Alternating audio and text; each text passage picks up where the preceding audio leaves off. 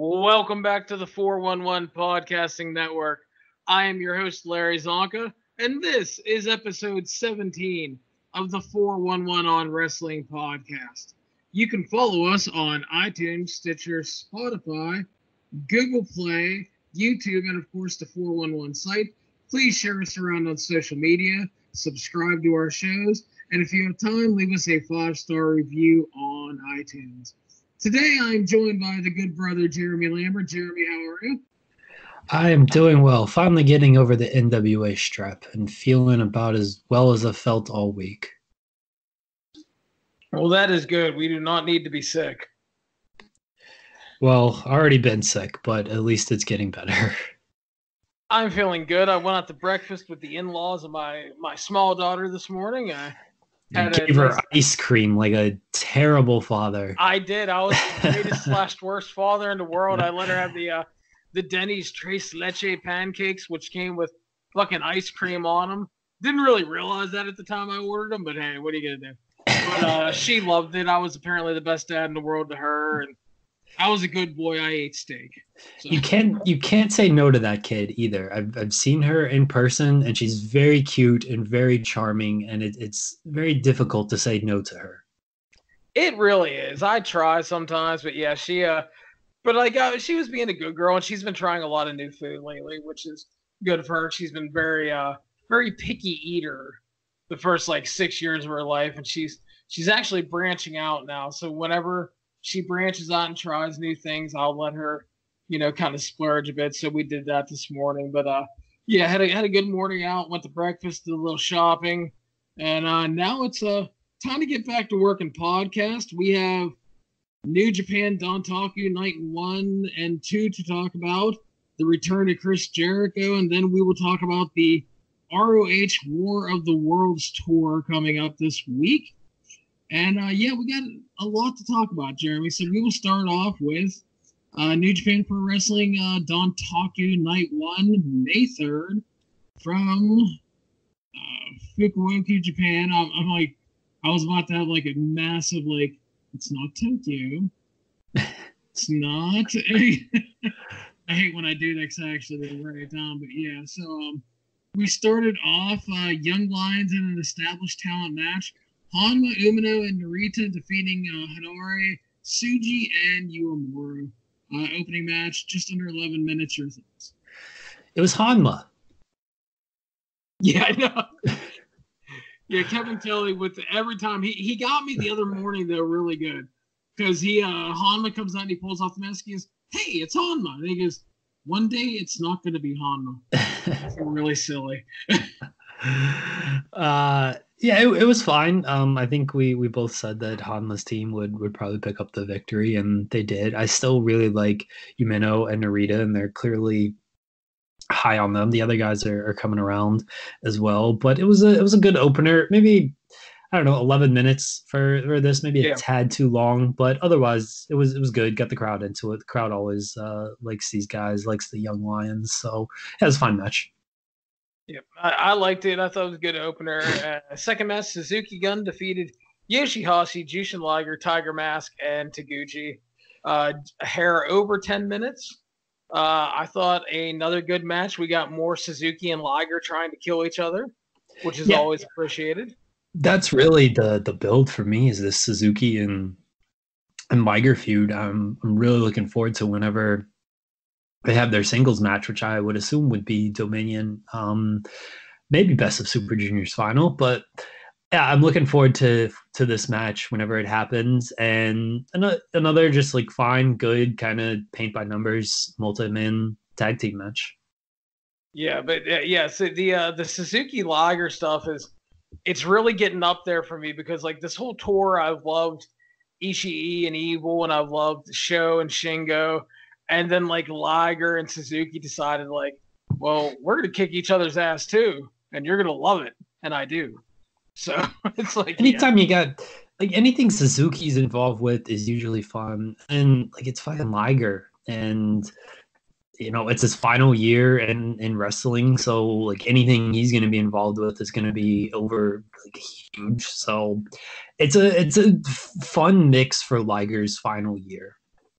Yeah, and it is. It's and the thing too is like, and they've done really good on commentary, reminding everybody that it's been a long time. Liger's had lots of issues with Suzuki guys. Going back a couple years ago to the Best of Super Juniors, to where Despy and Kanemaru kept trying to steal his mask, and then just his past issues 20 years or so ago with Suzuki. So yeah, it's they've done a really good job telling the story, I thought, and yeah, I am all in on the singles match whenever we get it. So we moved on. Makabe Yano and Will Ospreay defeated Tamatonga, Tangaloa, and Hikuleu in just under 8 minutes. Thought it was fine. Will Ospreay easily the star of the match. This really kicked off the show line story, or the show long storyline of Bullet Club's birthday and how it did not go too well for them. Like, we didn't know it at the time that this was how it was going to go for them, but this was, looking back, you can see like, oh, this foreshadowed everything, that the Bullet Club could not pick up the victory here, even though they were up against Makabe and Yano. And yeah, it was a theme throughout the night for them. But they had cool kimonos. They did. They looked comfy. Yeah, I'll give them that. But yeah, it was fine. Nothing wrong with it really. No, it was short, and not much going on. So we moved on. Kota Ibushi, Sho, and Yo defeated Naito, Bushi, and Shingo. 12 minutes. The theme of the tour all along has been LIJ, Chaos, and Ibushi having very good to great tag matches against each other. They had another very good tag match here. They continued to build the Naito and Ibushi, but they didn't do a ton between them. In this match, it was a lot of Sho and Shingo, which nobody I can imagine complained about.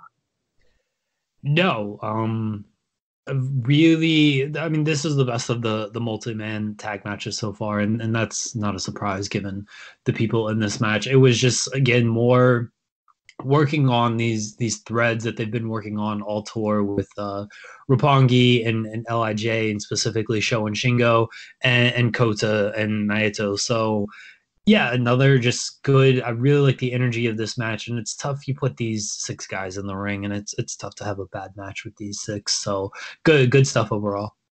Yeah. So, and speaking of, you were talking about the Bullet Club having a rough night.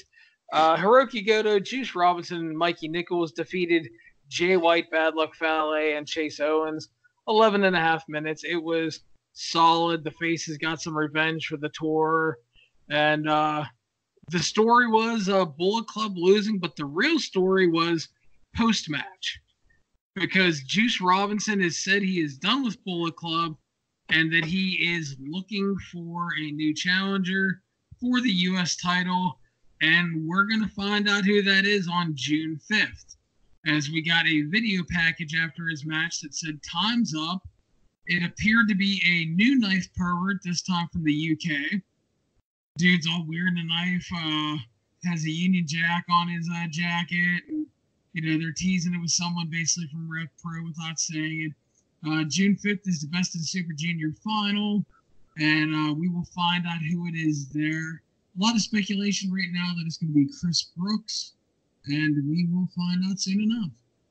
Yeah, I'm going to go back a little bit further with the Kota and Naito interaction after their match.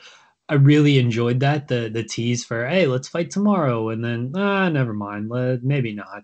The card's already booked and stuff. It was like, it wasn't anything special. It wasn't anything like super memorable, but I just like the Kota and the Naito interactions, because their personalities are such a nice styles clash that it works really well in this feud.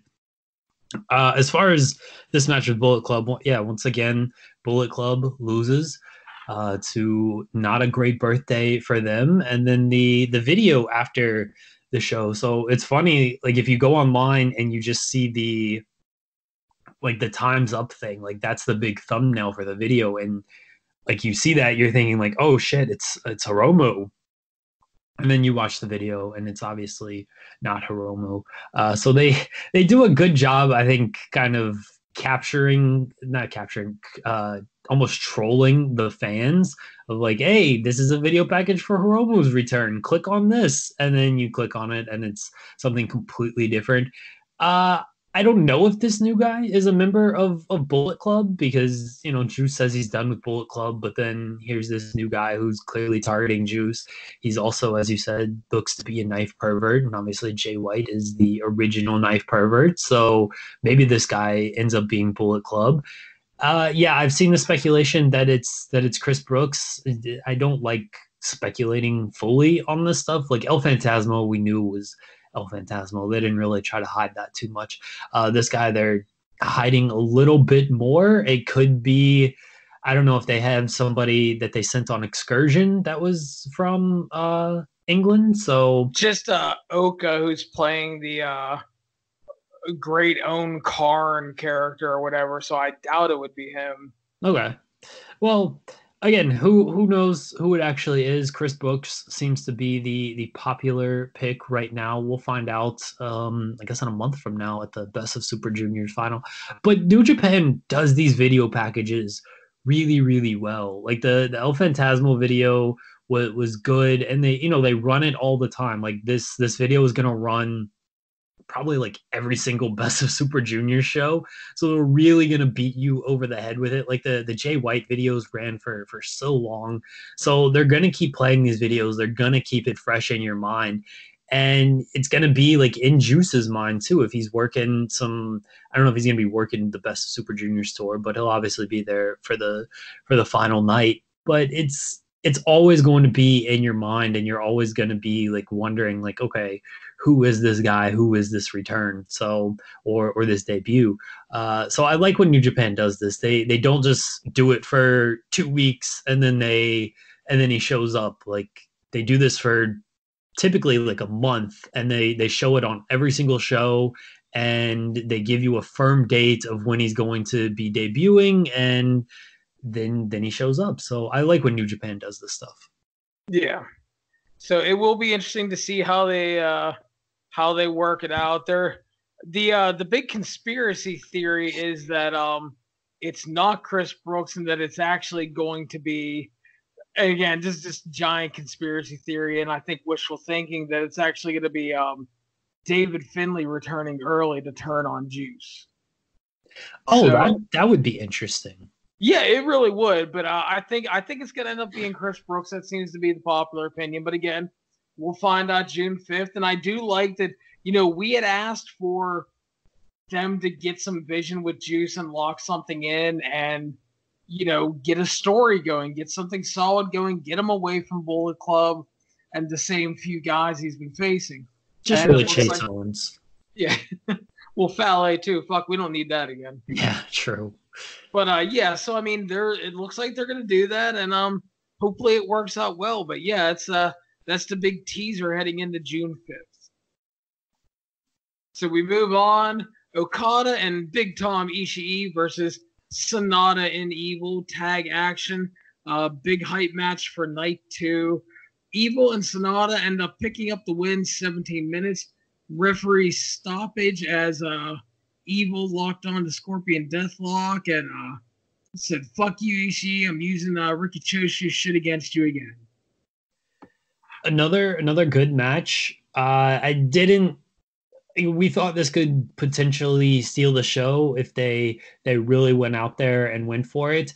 I'm not saying they went through the motions, but it was clear they were sort of saving themselves for the next night, which I can't even fault these guys for. They went out there, and we'll talk about the next night here in a second, but all 4 of these guys just fucking killed it in night 2. So I can't blame them for just kind of turning it down a level in this tag team match. And yeah, Sonata and Evil pick up the victory. I called that one. You did. Okada and Ishii were going to win, but I figured since Ishii and Okada were probably going to win the singles matches, that Sonata and Evil would have to kind of take this tag team match. But a good match, a good preview for night 2. So yeah, I had no problems with this match. It was the best match on the show thus far, but if you were kind of like me and you were expecting like, all right, if these guys turn this thing up to like an 8, then this could really be a potential show stealer, they probably were at a 6.5. So again, nothing wrong with that, and I don't fault them one bit. It may have under-delivered if your expectations were a little bit higher. Yeah, but the thing also remember Okada and Big Tom's 6.5 is like most people's 11. So oh yeah, for sure. That's what I'm saying. Like I don't fault them for being a 6.5. Their 6.5 is still better than a lot of people's tens. So it like this wasn't a bad match by any means. I'm just saying if you thought that hey, these guys could really surprise and be like a 4.5 star match, like it just wasn't that. yeah, and again, like put this same tag match on a show like a Road to main event where they're like a couple weeks away from a major show. Yeah, they can easily tear the house down. But yeah, very good addition to the card, and yeah, I was happy with it, and that leads us to the semi-main event, never openweight championship match. Taichi defeated champion Jeff Cobb in just under 8 minutes with a little bit of tomfuckery and the Black Mephisto. Yeah, 18 minutes. I wish this match was 8 minutes. It wasn't as bad as I was thinking it was going to be going in. And my expectations were super lowered because it's Taichi.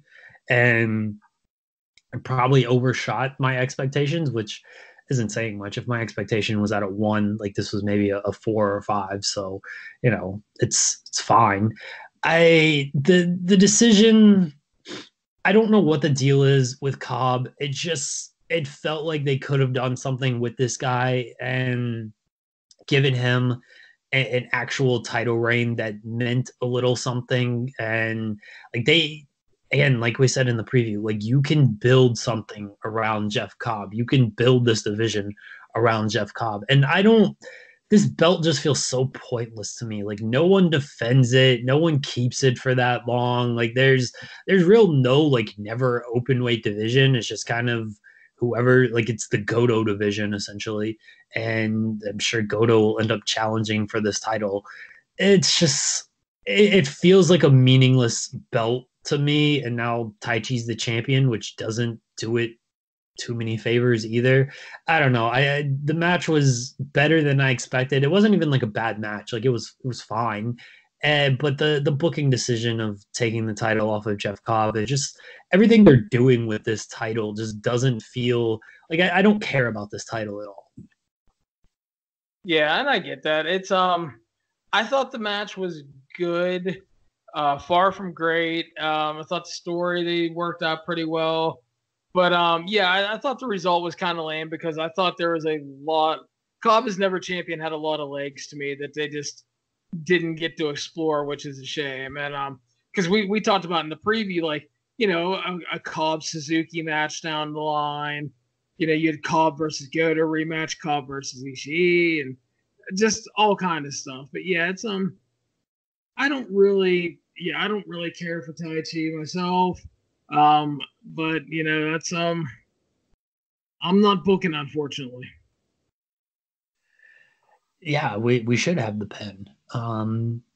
Just this division just doesn't do anything for me. Like it's as simple as that. I mean, I don't even know if there is like a specified never open weight division because it is open weight. Technically, anybody could challenge for this title. Like we saw Ospreay win the title, and now he's in Best of Super Junior. So, like the theory of the title is good. It just they're not building it to mean anything. Like I actually think like an open weight title, it would be cool if you have some more juniors challenge for the title. Like why isn't Liger challenging for this title? Like that would be something cool. That would be something different. And it's like Taichi, it's Goto, and that kind of seems to be it. It was Ishii for a while.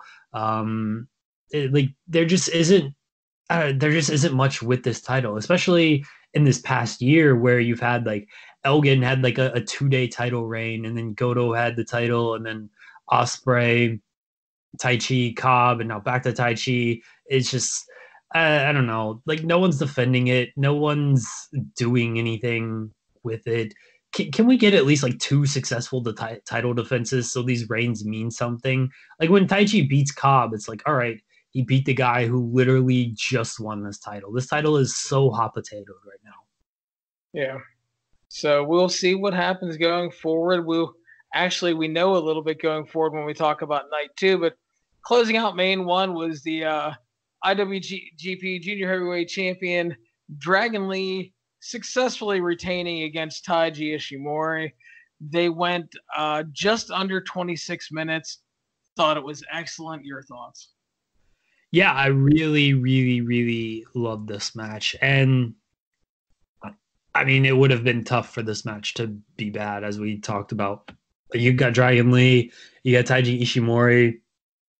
You let them go out there for however long they want to go, and they're going to deliver. And they went, as you said, like 25 minutes. And I mean, they delivered. So, I mean, go out of your way to see this match. It was always going to be great, and it was great. I still like the theme of, Bullet Club loses again. Like Ishimori comes out in his kimono, and he's got the mask of Dragon Lee, which he took from earlier in the tour, and he's clearly like filling himself, and you're thinking, oh, this is the guy who's going to snap Bullet Club's losing streak here. And, he wasn't involved in the pin in the G1 Supercard, so he'd never been beaten technically for the title. And, Dragon Lee just comes out there and he beats him and he delivers. And both these guys deliver as far as match quality goes. And they're clearly building this Dragon Lee Hiromu showdown. It was mentioned multiple times on commentary. Like, this is the match everyone's waiting for, and we still don't have a firm update on when Hiromu is going to return. The way they're teasing it, it feels like he's got to show up at the Best of Super Juniors finale, and just whatever happens at the end of that, here comes Hiromu. But I like that little tease in there. I hope that, I would assume, because they're teasing it that way, that they're going to end up paying off of it at some point in the near future. But yeah, as far as this match goes, it's Dragon Lee, it's Taiji Ishimori. They got 25 minutes. I'm not the person who breaks down spot for spot and move for move. I just tell you, go watch the match, and you should go watch this match. Yeah, it was really excellent. Easily one of the best matches on the tour, up there with the junior tag title match that happened on the 26th or whatever it was. But yeah, it was on one of the Road 2 shows. But just excellent stuff. Both guys delivering. I love that Lee retained. I thought they did a good job of teasing that he could lose. And like you said, they keep teasing the Hiromu stuff. So it's going to be really interesting, Best of Super Juniors, because they're really teasing that, he's doing this because he wants to rematch with Hiromu. And so it's you look at Best of Super Juniors, and it's it really feels like Shingo could run the table and win the whole thing with ease. And then it's what you're also telling this story is Dragon Lee as champion going through and actually coming out with the win, and then going on to face Hiromu. It's there's a lot of cool angles to play right now, but yeah, and Shingo, I mean, if Shingo wins, he's LIJ, so yeah, you got Hiromu potentially coming back into that, and is there any type of, how does Hiromu feel about that, and type of dissension? Naito, when Shingo joined, Naito said he's not replacing Hiromu. He's just, we wanted to add him to the group, but you never know. You can do so many things with that little storyline thread there. Real quickly on Dragon Lee, this was a match I feel he needed to have, because I don't know if I said this prior to the G1 Supercard.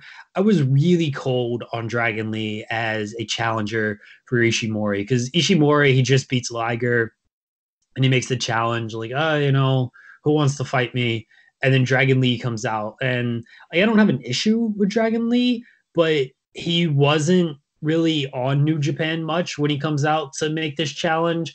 His last big match was the loss to Hiromu in the broken neck match, and otherwise I think he'd been on the Fantastic Mania cards and stuff, but he wasn't a really big known player in New Japan for much of 2018 and into 2019. So he comes out and he's like, okay, I'm going to be the one to challenge you. And I'm just like, why is this guy getting this title shot here?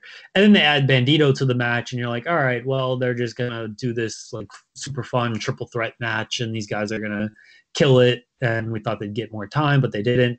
But it's like, all right, they're just doing like a really super cool match for the Madison Square Garden show, and then Dragon Lee wins, which is fine, but I still just didn't feel like really warm to him as a challenger and then a champion. So him coming out here, having this match, beating Ishimori in a one-on-one match, like this was a big credibility and just heat booster for Dragon Lee that he can now carry into the best of Super Juniors. So like this match just accomplished so much in my eyes.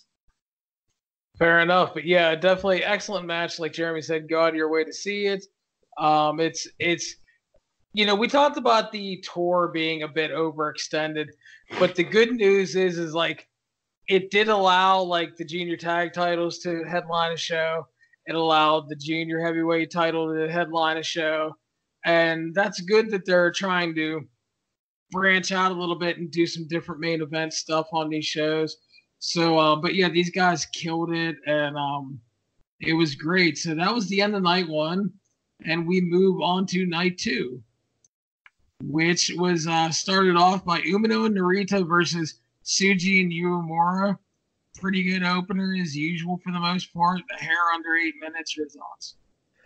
Yeah, another like Young Lion match that was fine. And once again, Umino and Narita, like these are the stars right now. And quickly, a little anecdote and a name drop. When I talked to Nagata at the Crockett Cup, he was very high on Narita.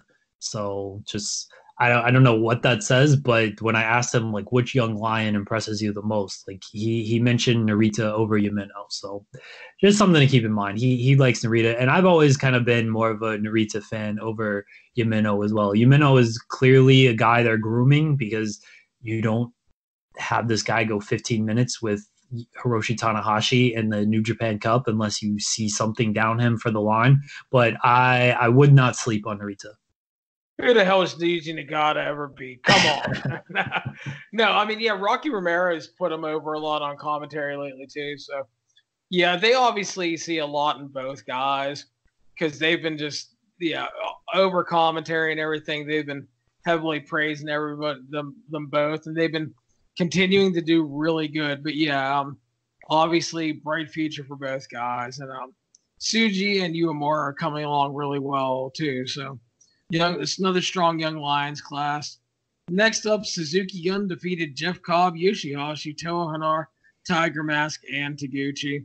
11 and a half minutes. I thought it was okay, kind of flat, and I was really missing Suzuki and Liger trying to kill each other. Not much to this one. As you said, the Suzuki and the Liger interaction not being there kind of hurt it. And yeah, there just wasn't a whole lot to it. It was fine. Less than fine, if anything. Yeah. So next up, Makabe, Yano, and Liger defeated Tama Tonga, Tangaloa, and Jado in about 8 minutes. It stunk. They couldn't switch Liger with somebody in the other match with Jeff Cobb, maybe, and done that deal. I like Gorillas of Destiny. I really do. I like their personality and their gimmick. Like their matches are rarely great, and like Makabe, Yano, you're rarely gonna get like super good stuff out of them either. Jado can't move. Liger is still really good for his age, but he can only do so much with these other 5 men. At least Tama Tonga doesn't want to be in the G1 this year. Thank Christ for that. Oh, that was that was a chore to get through those fucking Tamatonga matches in the G1 last year. Yeah. Oh, dude, I was apparently hurting feelings on the 411 Twitter feed yesterday because it was like Tamatonga doesn't want in the G1, and I was like, and I quoted, I was like, well, that makes two of us. And then it was like, Matt Taven says a match with Okada needs to happen. Quote, I was like, no, it really doesn't. These guys, like, I wonder if Tamatonga just had this self-awareness of, yeah, that G1 run wasn't good, and I don't want to have to go through that again. I'm sure he's playing it up for gimmick, and he's, saying, I'm focused on tag teams and like that. I'm belt collecting tag teams and stuff. But I feel like he's a smart guy and just knows, like, yeah, that G1 run last year kind of pissed off a lot of people and wasn't very fun for me. And why go through that bullshit again? And Matt Taven, he's just an idiot. Yeah. So, and then the lackluster first half of this show continued as Goto, Juice Robinson, Mikey Nichols, and Hanma defeated Jay White, Bad Luck Fale, Chase Owens, and Hikuleo in just under 12 minutes. It wasn't bad. It was just okay and really flat. There was like no energy to it. The biggest thing here was the fact that we got the Knife Pervert video again after the match. Bullet Club not looking too good these first couple of nights right here. A lot of losses on the Bullet Club resume for their birthday. One thing about like these losses in these tag team matches, like they don't hurt Jay White. It's just weird because Jay White is this, like, he's a former champion. He's the most recent former champion, and he's perceived as this big star, and he's got to get these guys a win at some point. And, losing back-to-back tag matches like this, I get you want to set up the video packages for Juice Robinson or whatever, but you can't have like Jay White beat fucking Mikey Nichols in this match and then Juice is checking on Nichols and then the video package airs or something like that.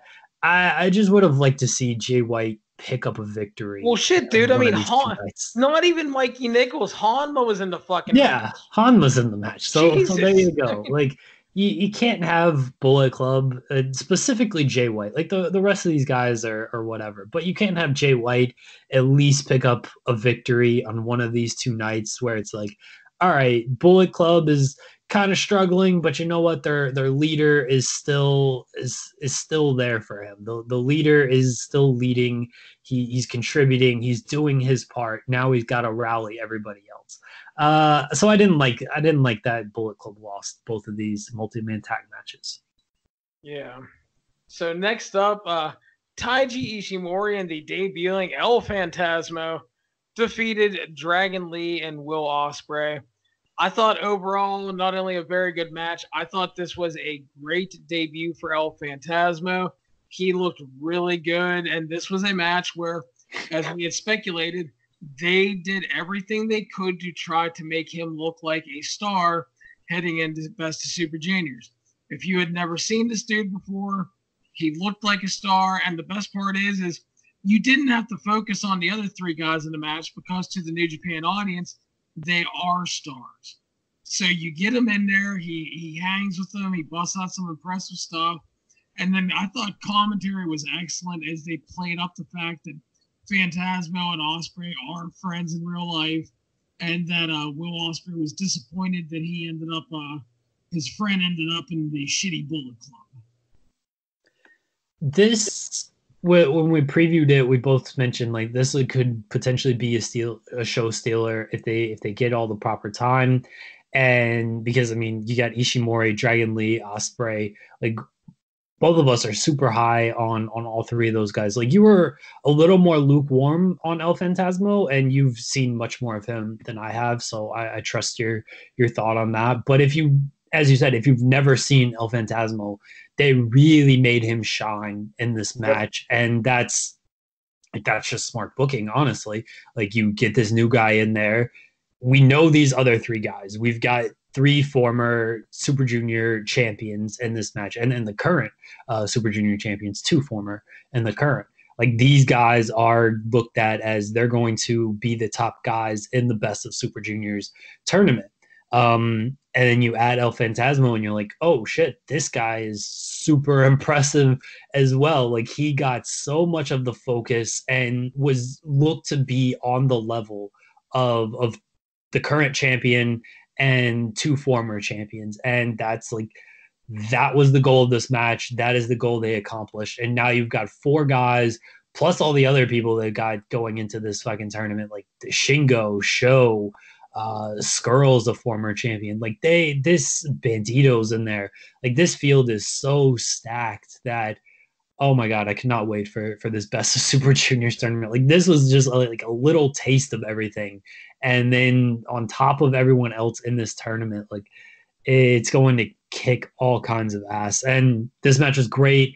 Bullet Club finally snaps their little losing streak.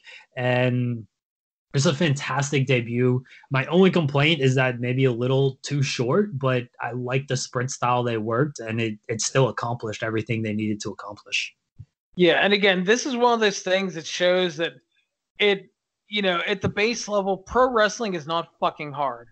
Okay, you have a guy you're bringing in. You give him a bunch of cool fucking video packages. He arrives, you give him a cool entrance, and then you put him in there with other stars, and then you make him look like a star through the design of the match, and then lo and behold, he pins a fucking star.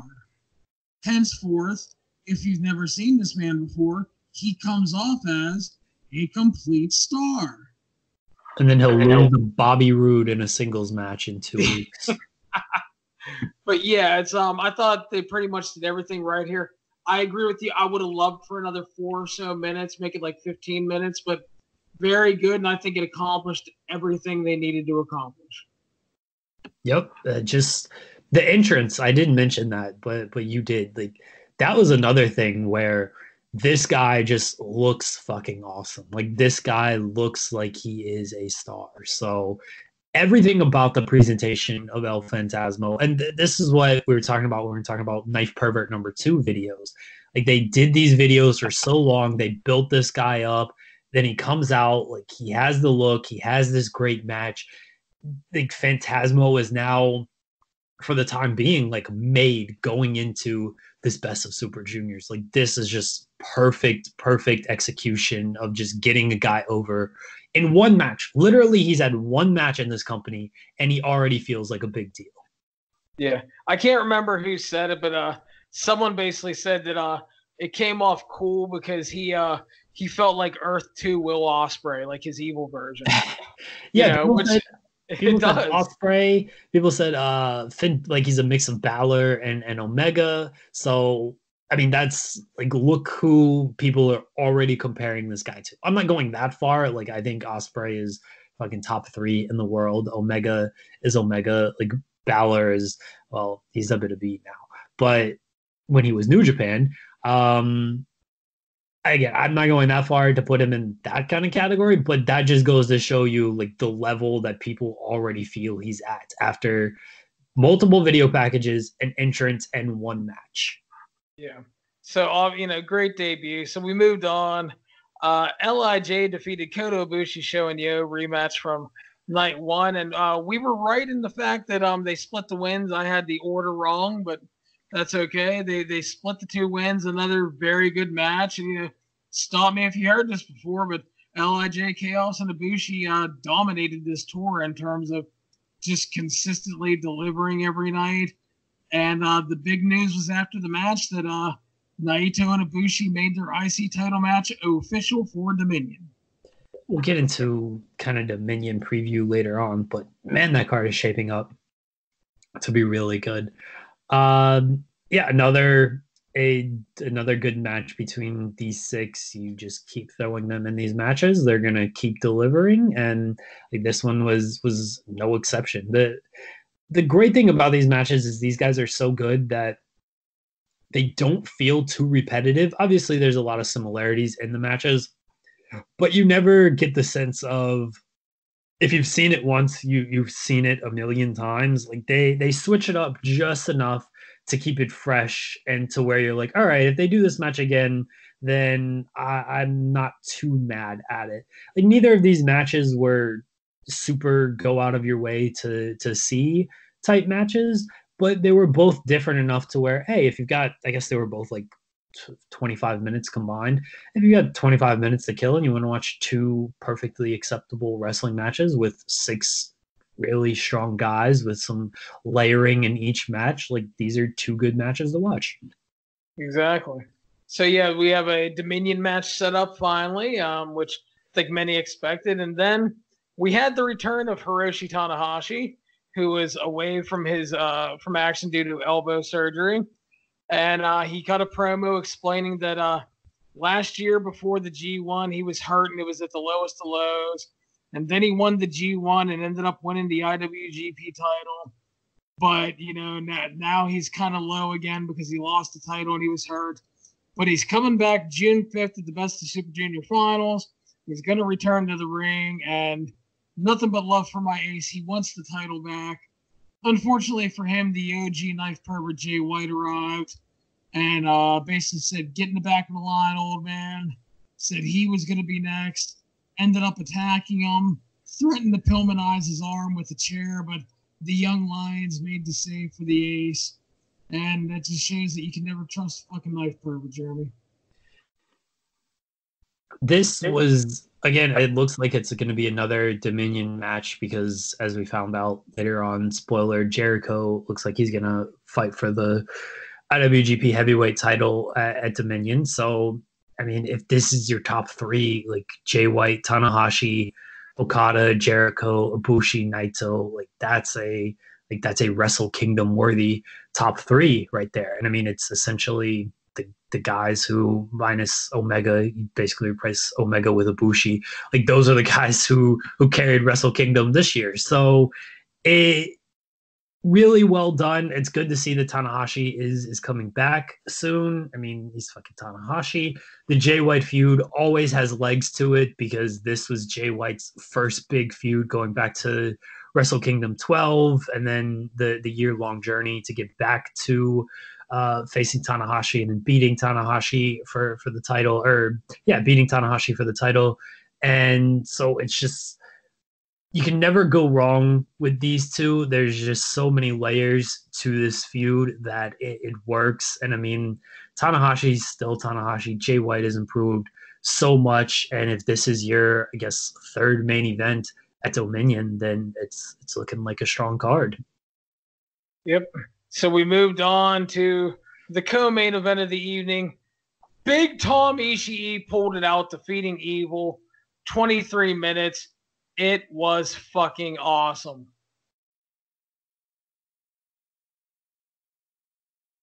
Oh, there we go. I muted my microphone. You said it. They beat the shit out of each other. It was like Ishii is so good right now.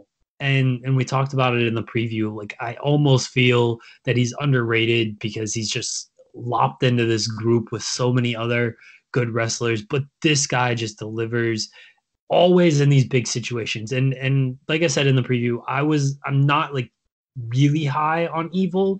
I like him. I think he can step up, but on a night-to-night basis, like I'm not going out of my way most of the time to like get excited or to see an Evil match.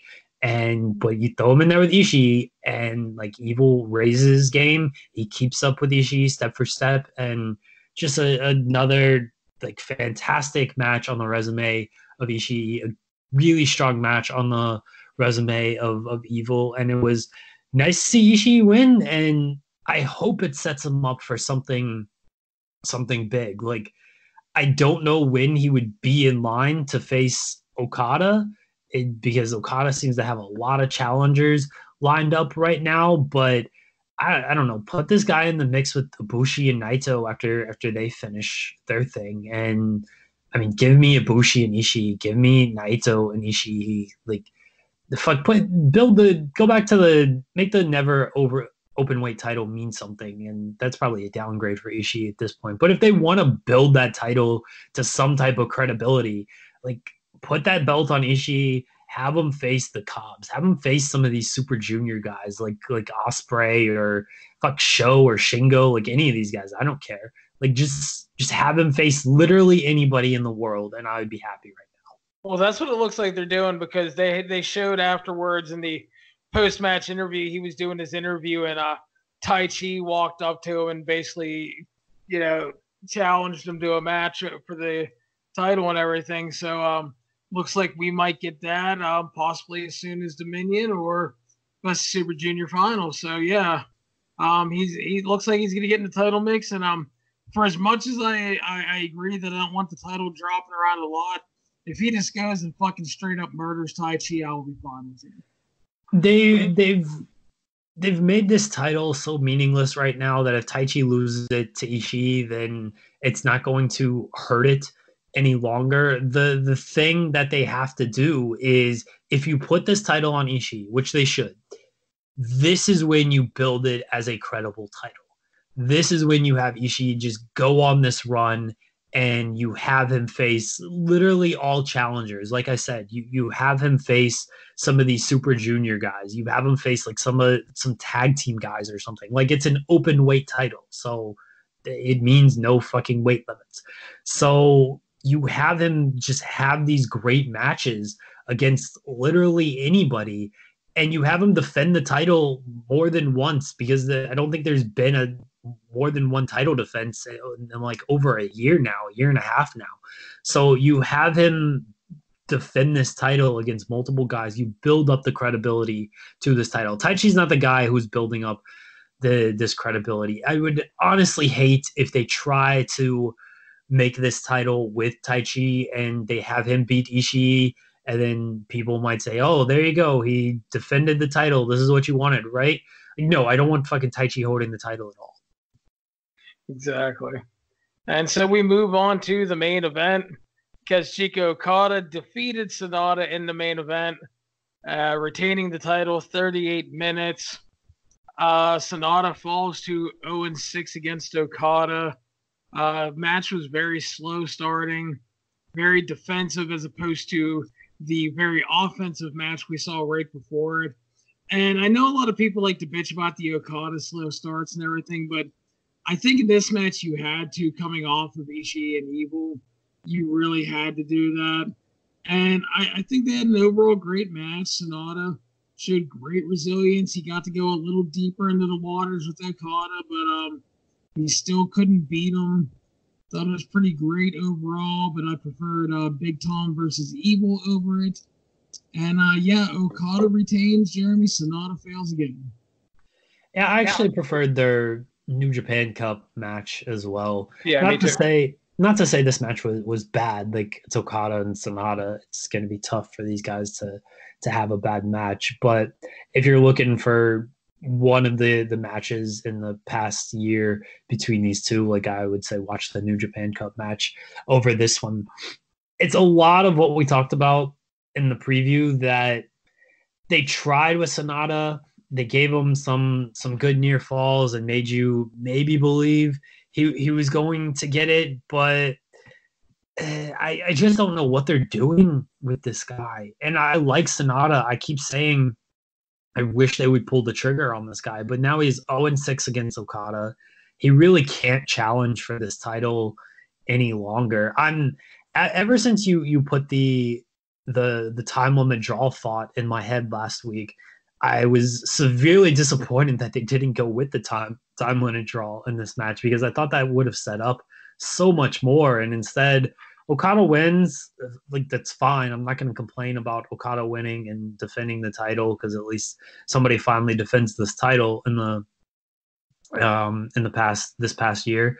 So I feel bad for Sonata, honestly. Like, he was almost put in a position to fail, and then he failed, and now I don't know where this guy goes. Like, the match was great. I don't know how much I can say about this match. I think the New Japan Cup match was better. I too like Ishii and Evil better. I just don't know where they're going with Sonata anymore. And Okada, like, he stays on top, and Chris Jericho is now in the picture.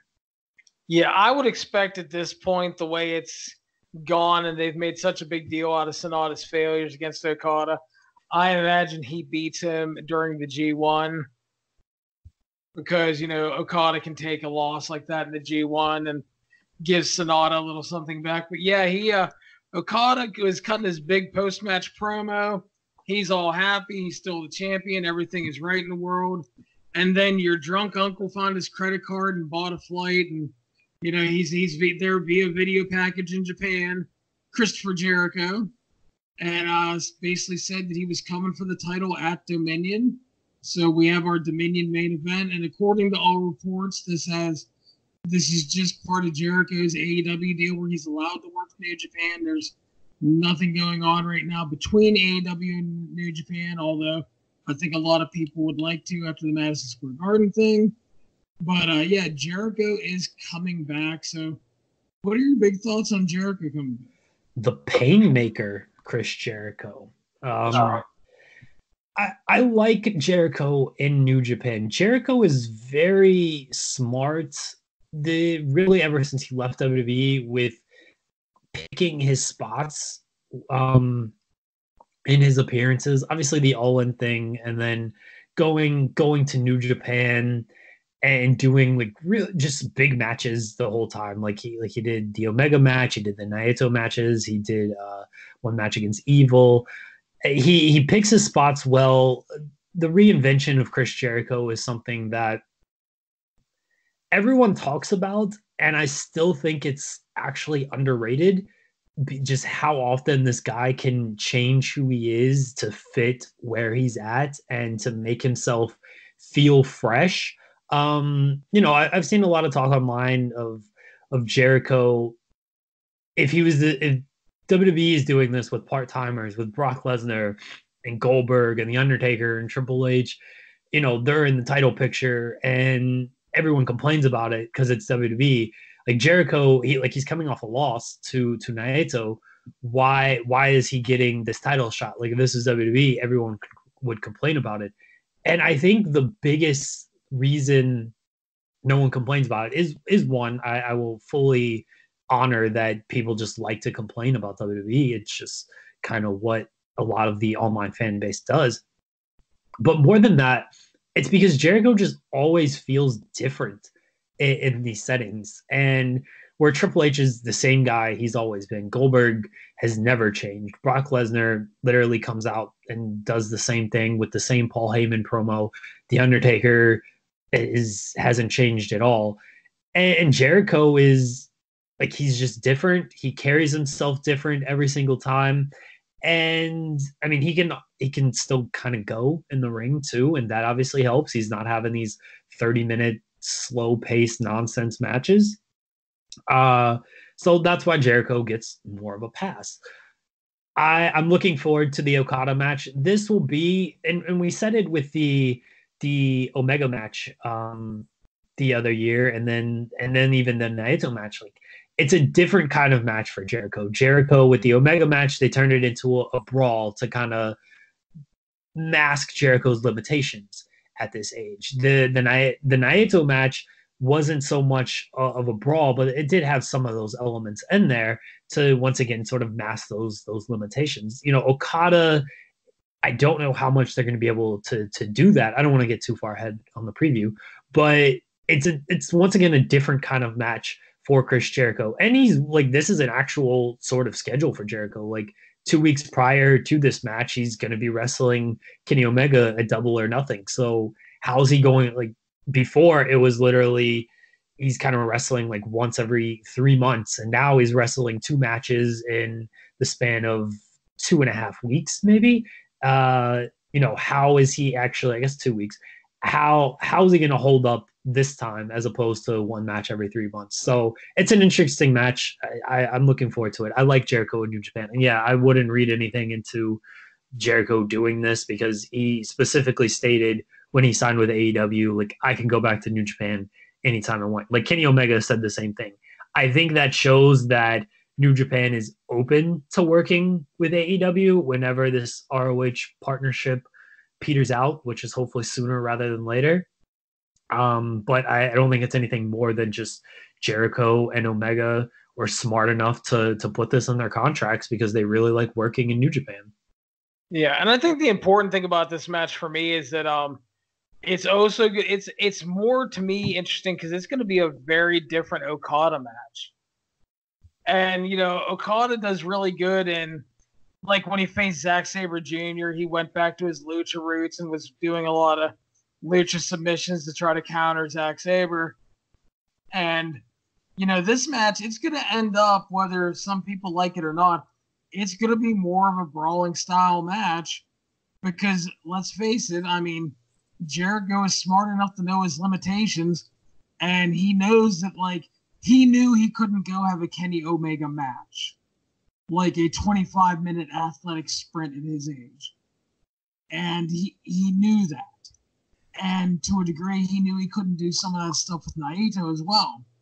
So, and again, he's not going to be able to do that with Okada, and that's okay because, like you said, his matches have all been really good to great in New Japan, and it gives us something different out of Okada, which I think a lot of people will appreciate. So, yeah, that's going to be really interesting. So we kind of look at Dominion. Can we just talk about how brilliant Chris Jericho is? This man is going to headline maybe not the biggest show in the United States this year, potentially the second biggest behind WrestleMania on May 25th. And then he's going to headline, again, maybe the second biggest show in Japan after Wrestle Kingdom on June, 9th? Yeah. Like, in the span of 2 weeks, this guy is going to headline two of the biggest shows in the biggest wrestling markets in the world. This man is just a genius. Yeah, no, he is. I mean, you can't argue with what Jericho has done since leaving WWE, but right now, confirmed matches-wise for Dominion, I'd say we're definitely the junior title match takes place there with the champion and the winner of Best of Super Juniors. We look like we have Tanahashi and Jay White being headed towards there. We definitely have Naito and Ibushi and Okada and Jericho happening. So that's just your top four. And then depending on what they put on, like the Best of Super Junior final and stuff, we could have Liger and Suzuki at this show. We could have a U.S. title match between Juice and the Knife Barber too. And we could have Taichi and Ishii on this show as well. Dominion is shaping up to be such a strong card. I don't know if all of this stuff is going to end up on the show because it feels like you need to save something for down the line. But I mean, if they stack this show with all of those matches, like, you're really looking at, again, the second biggest show of the year behind Wrestle Kingdom, and Dominion is pretty much turned into that anyway. So I can't, like, it's not even that surprising. But yeah, this card just looks so strong on paper. Yeah, and like I said, some of that could end up on the June 5th Best of Super Junior final as well. We'll see what all goes down there, but it's first week of June looking really strong for New Japan. Got a lot of stuff going on there, a lot of stuff they've been building to, and again, we'll see what happens. But Dontaku night 1 and 2 overall, I thought were good shows and did a good job of finishing things that they had built to really well as kind of getting ready to carry on to the next stage. Yeah, just overall two good nights of action from Dontaku, with the top matches on each night delivering the multi-man tag matches, especially because the tour was longer than usual. Like, some of that stuff you can pretty much skip, but as far as all the top matches go, like, go out of your way to see the night 2 was obviously the better night. It had the stronger card on paper anyway. But the top matches were all really good. Yeah, so moving on, we got a loaded week again coming up. We have the ROH War of the Worlds tour starting this week. 3 live events airing on Honor Club Wednesday, Thursday, and Saturday. And then they close up with TV tapings on Sunday. We start off in Buffalo, Jeremy, and we have some of the LA Dojo young lions getting on these cards.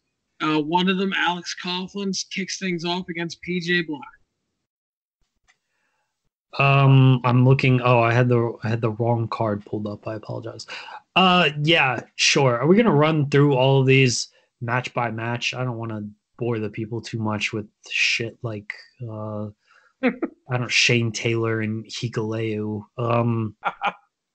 Yeah, I mean, PJ Black will probably win. It'll be. I don't know too much about Alex Coughlin, but people seem to be sort of high on him, I guess. So we'll see. Yeah, just to kind of like skip ahead on some talking points on the LA Dojo Lions. The LA Dojo Lions aren't bad by any means, but they're just nowhere near close to the New Japan Lions for a couple reasons. Number one, they're not working as often. And number two, they don't get to work against established stars. Like, they're not working against Nagata and Kojima and Tenzan and guys all the time that are willing to teach them and work with them. So it's like they're kind of behind. They're not bad. They show potential. But yeah, PJ Black should win. He's facing a young lion. If he doesn't, there's a problem. Shane Taylor and Hikuleu. Shane Taylor should destroy young Hikuleu. Hikuleu should win. Fuck Shane Taylor. Fuck Hikuleu and his fucking punk, his poodle ass haircut. No, we got both of them should lose. Why are you hating on Shane Taylor, man? I don't know. I just don't have a use for Shane Taylor. I don't think he's anything like. I probably hate on him more than he deserves to even be mentioned. I don't see why you hate on Shane Taylor. He's had good matches this year, man. Jeez. All right, fine. I haven't seen him. Did you not see the pay-per-view match he had with Jeff Cobb this year? Which one was that? Oh, that's right. I forgot that was Shane Taylor. All right, fine, fair enough. I just don't care for Shane Taylor. All right, I don't have a use for him. Well, guess he had a good match with Jeff Cobb. Good going. Well, guess what? Shane Taylor doesn't give a fuck about you either. Shane Taylor probably does not know that I exist. Probably, but anyway, we have Mark Haskins and Tracy Williams versus Evil and Sonata. This will probably be good. The New Japan guys will probably end up winning. Sonata needs some rebound wins. Yeah, so does Evil at this rate too after losing Ishii. Yeah, it's definitely should be good. And one of the things that looks good on this, the Kingdom is going to face two of the Dojo Young Lions, which means they will win. TK O'Ryan and Vinny Marseglia, Matt Taven's little buddies. They're there. They exist. Here you go, though. This will make you No one cares about the Kingdom. Well, this is true, but Bandito versus Flip Gordon. Love this match. Let me name drop Flip Gordon a little bit more. He was really looking forward to this match when I talked to him at the Crockett Cup, and then he's looking forward to potentially facing Bandito again at Best of Super Juniors. This match was supposed to happen when they screwed up and they announced. Hold on one second. Did not want to cough into the microphone. This match was supposed to happen when they screwed up and they announced Flip Gordon's return from the knee injury before they realized, let's say he injured his knee again and then have him re-return at the Madison Square Garden show. I cannot wait for this match. I would assume they're going to get plenty of time to really go out there and tear it down, and it should be great. I think Bandito ends up winning. It feels like he needs a win in ROH right now. Yeah, it's kind of in a good way a hard one to call. I could see either guy losing or winning, but yeah, it definitely looks like a good and probably tremendously fun match on paper. Looking forward to that one. Moving on, we have Roosh facing Silas Young. Roosh will win. Silas Young is, I don't mind him, but there's really not too much upside for him, it feels like, at this point. And they're obviously really high on Roosh with the victories they've given him, so he should win this match. Yeah, Roosh is to me, they're obviously grooming him for a world title shot. Just he's undefeated. The quick win over Dalton Castle, and the fact that he has history with Matt Taven from their time in CMLL, kind of makes it a natural feud to build to since Taven is champion, and with Best in the World coming up, might be the match to headline that show. But yeah, Roosh should win here and keep rolling along. The ROH six-man titles are on the line. Villain Enterprises defending against Yuji Nagata, Satoshi Kojima, and Big Jeffrey Cobb. This will probably be better than a lot of people may think on paper. PCO will be over. Marty Scurll is good. Jeff Cobb is obviously good, and Nagata and Kojima can go. So we both like the Villain Enterprises and Nagata Kojima match from the Crockett Cup, and now you add Scurll and Cobb to that mix. So it'll be fine. Villain Enterprises will most likely win. Yeah, it'll probably be really good. I'm looking forward to it. Main event, ROH World Tag Team Championship. The Gorillas of Destiny will defend against Jonathan Gresham and Jay Lethal. I'm looking forward to this match. Once again, with Gorillas of Destiny, not always the best in-ring workers, but they're going up against Lethal and Gresham, and I have a hard time seeing Jay Lethal and Jonathan Gresham having a bad match with anybody. I'd put the titles on Lethal and Gresham, but I know Gorillas of Destiny face the Briscoes at the final night of this tour, and it does feel like the Briscoes can win the titles there if they want to get the titles back on the Briscoes. But like that match is going to happen regardless. That's a match that has been built up very well. It doesn't need a title to really add anything to it. So I wouldn't hate it if Lethal and Gresham win the belts here. I figure Gorillas of Destiny are going to have to lose these belts at some point during this tour because they're not sticking around ROH for too long unless the ROH has kind of worked out something to fucking have them face Enzo and Cass, which God help us all if that happens.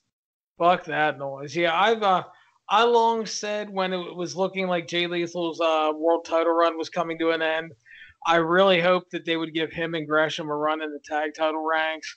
And I would put the titles on them here, and then I would build to them versus the Briscoes at the Best of the World pay-per-view.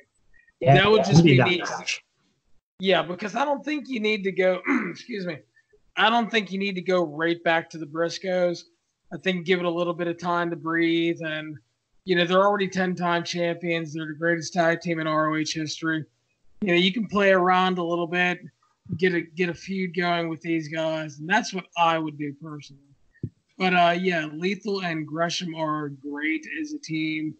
And hopefully they have a good match with the Gorillas of Destiny. We'll see. I think the Gorillas of Destiny are far from horrible, but they are not guys that can carry a match. They need to be in there with quality guys. And Lethal and Gresham are those guys, so it could be good. So I'm looking forward to a possible title change there. So night 2 happens in Toronto, Jeremy.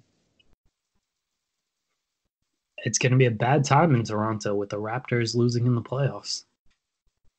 And then they get this card.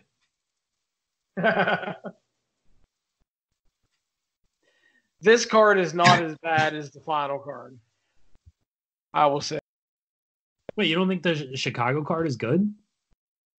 Oh, I meant the Grand Rapids card. The Chicago card is TV taping. It doesn't count. Oh, okay. Fair enough. Yeah, I haven't quite looked. I'm looking over the Grand Rapids card now, and holy shit, yeah, this card sucks. Yeah, it's like dog shit on a platter. But we got Hikuleo and the Gorillas of Destiny facing off Dojo Young Lions. So the Sons of Haku should take that one without a problem. Yep. Move on. We got Roosh versus PJ Black.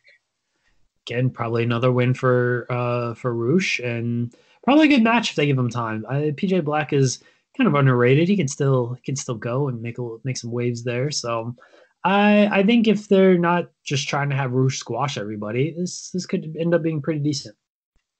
Yeah, again, like you said, Rush should win. They're obviously working towards that world title shot. And again, there's nothing wrong with that. We talked about if you're going to make a star, he has to win matches, and the guy has to win matches against names. And, people will bitch about this and that, but Silas Young in ROH is a name that their fans relate to a degree. And, he already has the Dalton Castle win, he has other wins. So you just keep rolling them on here and stacking up wins, stacking up names, and nothing wrong with that. We're building to a possible world title challenger, and that's how you do it. You have him fucking beat people. Good matches on top of it are great and everything, but he has to win. So speaking of Silas Young, actually, we move on. Silas Young versus Yuji Nagata, and this is a old-fashioned dad battle. I hope Nagata wins. Yeah, it should be fine. Again, I'm not like the biggest Silas Young fan in the world, and Nagata can still kind of go for his age, and it should be fine. Yeah, I think it'll probably be fun. Honestly, I like Silas well enough, but I'm not one of those guys that are just constantly, "Oh, Silas is so great." It's like he has good matches and everything, but it's not like I need Silas Young on a card all the time. You know what I mean? So it's like Silas is fine. I love Nagata. I would imagine Silas Young picks up the win, but if Old Man Nagata won, I would be thrilled. Sticking with the New Japan dads, we have Kojima facing off against Jay Lethal. Probably good, actually. It's just tough to have a bad match with Jay Lethal, and Kojima probably turn it up a little bit in this match. I figured Jay Lethal gets the victory, but I'm looking forward to this match more than one may think when you hear, I don't know, Jay Lethal against Kojima. So I think it'll be a good match.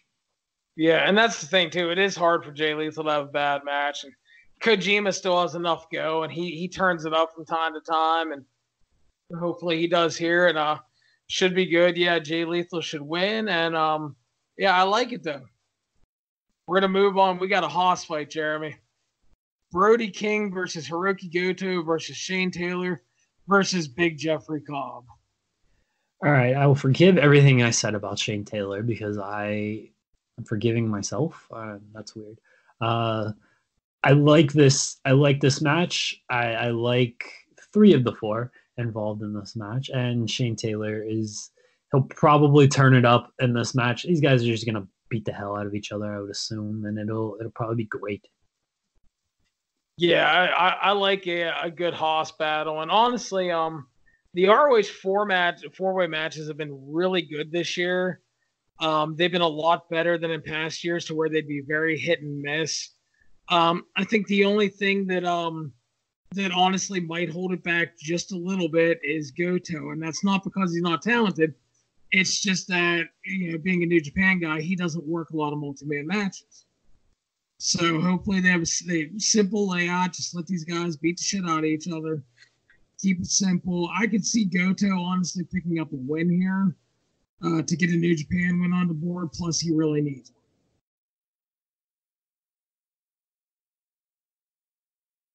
Excuse me as I hack up a lung. Yeah, Goto winning is probably, or maybe a good call. Jeff Cobb could use a win too after fucking losing to Taichi. That's fair enough too. Moving on, we got another potentially really good match. Mark Haskins and Tracy Williams facing off with the Briscoes. Anything with the Briscoes is great, and Haskins and Tracy Williams are very good. So Briscoes probably win, build them a little bit heading into a potential title match against Girls of Destiny. That's pretty much my feeling, that you got to keep the team hot, and Lifeblood, Haskins and Williams have been really good since coming into ROH. Been good additions to the roster, and again, guys that go out there and pretty much don't disappoint. The Briscoes are pretty much always on. So, if not very good, potentially great match here. I'm looking forward to it. Yeah, Briscoes should win. Moving on, another good tag team in Evil and Sonata. facing off with Matt Taven's little buddies in the Kingdom. Yeah, I don't care. I like Evil and Sonata. Anything with the Kingdom isn't going to excite me. Hope this match is like 2 minutes and Evil and Sonata just kill them. Well, that would be spectacular, but probably won't be. But yeah, I'm looking forward. Hopefully, Evil and Sonata pick up the big win. The main event of the evening is our Ring of Honor World Champion Matt Taven defending against the Human Frankenstein PCO. Put the belt on PCO, you cowards. I can't disagree with that. I really can't. I doubt this match will be anything too great because PCO, as cool of a gimmick as he has, he's very, I don't want to say he's one note, but he's very good in like sort of short bursts. And Matt Taven just, I don't think he's that good at all. And until I see him in a one-on-one match or like any match that doesn't involve Jay Lethal being a good match, then I'm not going to be sold on this guy. The mix of styles is very weird. I would imagine they smoke and mirrors it up a little bit. I don't really have high hopes for it outside of the booking of PCO challenging for this title. It'd be cool if PCO won. Like, I don't know, Matt Taven, just put the title on PCO. It'd be something different. He didn't have to have a long run, but it would get people talking. ROH needs good buzz right now, and PCO winning the title would be good buzz. Yeah, I'm with you on the Matt Taven thing, dude. I've been that way for a while. He's not horrible, but he's not your main guy to me, you know? He just isn't, with all due respect. And I like PCO a lot. I'm sure this will have some fun moments. You know, they did a good job setting up the match. Like you said, probably a good degree of smoke and mirrors and guys running in and all of that good shenanigans. And Taven's probably just going to retain, but hopefully it's at least good. We'll see. I just, Matt Taven does nothing for me. Yeah, it's Matt Taven. He's Matt Taven. Unfortunately, he's Matt Taven. So we move on to the last live stop that will air on Honor Club, ROH War of the World's Grand Rapids. And if I'm being honest with you, it kind of looks like dog shit on a plate. After I looked at the card, I was like, "Oh, this show right here." I want to go to the police station and get one of those dolls that they use with the kids, and take it to the ROH offices and ask them where Grand Rapids touched them, because this card it's not good. Women of Honor title match: Kelly Klein versus Stacey Shadows. Don't care. Kelly Klein wins. Yeah, Kelly Klein is not really good, and the last time I saw Stacey Shadows in ROH, she was stumbling over herself. She's not very good. So, yeah. 4-way match coming up. Well, hang on. My picture is wrong. Anyway, Cheeseburger and Clark Connors from the LA Dojo. Cheeseburger should pick up the win here. Yep. Moving on. Coast to Coast will face Alex Coughlin and Carl Fredericks from the Dojo. Should be a win for Coast to Coast. Yep. Yay. I have nothing to add to these matches. They're just... Well, honestly, there's not a lot to add to them. Yeah, they might surprise and be halfway decent. They're probably not going to get a lot of time. The winners don't really seem in doubt. So what more do you want me to say, people? Oh, here you go, Jeremy. The Kingdom versus the Sons of Haku. Whatever. This match is going to suck so much. So much. Yeah. They're going to get like 30 minutes too, because... That's probably true, unfortunately. What a mix of not good wrestlers all in the ring together. The Kingdom probably win. Who cares? Yeah, I have the Kingdom actually taking this one just because Matt Taven's involved. Uh, we got Mark Haskins versus PCO next. Should be a rebound win for PCO. World champion PCO will defend his title against Mark Haskins. Keep dreaming, brother. Evil and Sonata versus the Bouncers. Evil and Sonata probably win. I love Evil and Sonata.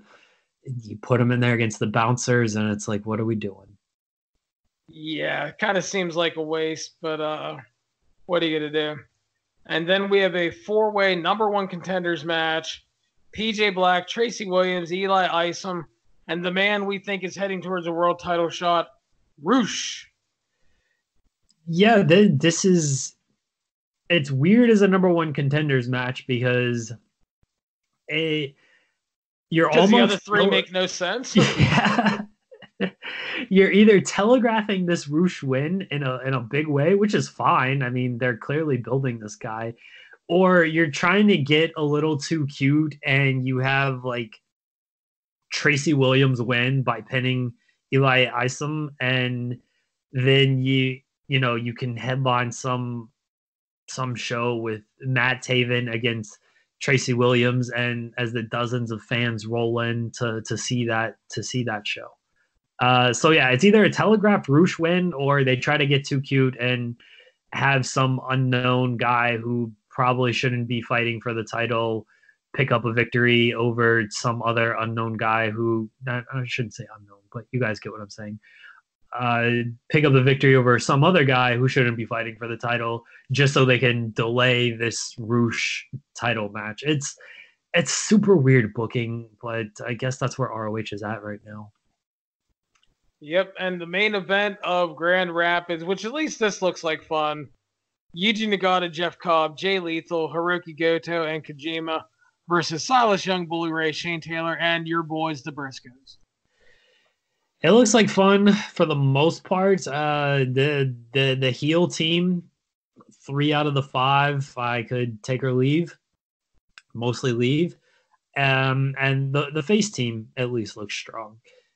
Anything with Bully Ray is just gonna not excite me in 2019.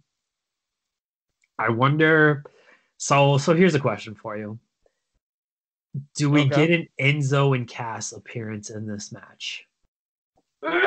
Bless me. I sure the fuck hope not. All right. Well, what you're hoping and what actually happens? Do you think we will see them in this match? I don't, but I mean, because I think if they're going to do anything, they would save them for the TV tapings in Chicago. Maybe, but I could also see them doing something here because, I mean, who did they brawl with at Madison Square Garden? Bully Ray and the Briscoes. Who is teaming on this show? Bully Ray and the Briscoes. You have them show up here. You, in their mind, this isn't how I'm thinking, but you have them show up here. You, by doing that, you quote unquote build interest to the TV tapings. And so it's like, oh, are they going to show up at the TV tapings and be seen on television in 3 months from now? See, that's the thing with the TV tapings. I don't put a whole lot of stock into those shows because they're kind of lame duck shows, honestly. I put more stock into the singular shows because they book more like New Japan than they do WWE with a lot of this stuff. And I think they show up here and try to build something out of them. It makes sense by not making sense, and that's ROH right now. Do I have to get you a fucking doll too? What did Grand Rapids do to you? Look at this is not my, this is, I'm not booking Enzo and Cass. I'm telling you how I think ROH is thinking right now. And this is how I think they are thinking. I hope I'm wrong. I don't have any desire to see Enzo and Cass. Things just seem to be lining up a little bit too much. You have them show up here, and then again, you go to the TV tapings. Who's headlining the TV tapings? Briscoes and Gorillas of Destiny. Who has problems with them too? Enzo and Cass. So you get them with a double shot here, and ROH thinks they've done something of, oh, we got interest in these two shows here by bringing in Enzo and Cass for both shows. Bully Ray's a genius, all right? You are a horrible human being. I'm sorry, Grand Rapids. I love you. Just wait. This is not a prediction. This is a spoiler. I'm just saying, when you end up with fucking death threats from Grand Rapids, I had nothing to do with it. I tried to help these people. You had me on your show, so you are an accomplice in this. God damn it. So that's the War of the Worlds tour. There's some good stuff on the tour, obviously, but it's not exactly a blowaway tour on paper. We'll see what happens. And so it's going to be a big week for ROH with the shows. And that's pretty much it for today's show, Jeremy, unless you have anything else you want to toss in. Are we not going to talk about the TV taping matches? No. Okay. There's some good matches at the TV tapings. There are, but I just I see no goal in trying to predict their TV taping matches. It's just fair enough. I am looking forward to the Jeff Cobb, Jay Lethal, Roosh PCO 4-way match. That should be awesome. And I'm looking forward to Enzo and Cass showing up too. Oh, that makes one of you. I'm not looking forward to Enzo and Cass. No, I have nothing else to talk about unless you just want to keep chatting the old wrestling. Now that'll end our show for today. Thank you for listening. Remember, you can find the 411 on Wrestling Podcast on iTunes, Stitcher, Spotify, Google Play, and YouTube, as well as the 411 site. Please make sure to subscribe and share us around on social media. And if you have time, leave a 5-star review on iTunes. Steve Cook and I will be back later this week as we take an exploratory look back at the final episode of WCW Monday Nitro. Have a good week, everybody. Hey, you be nice.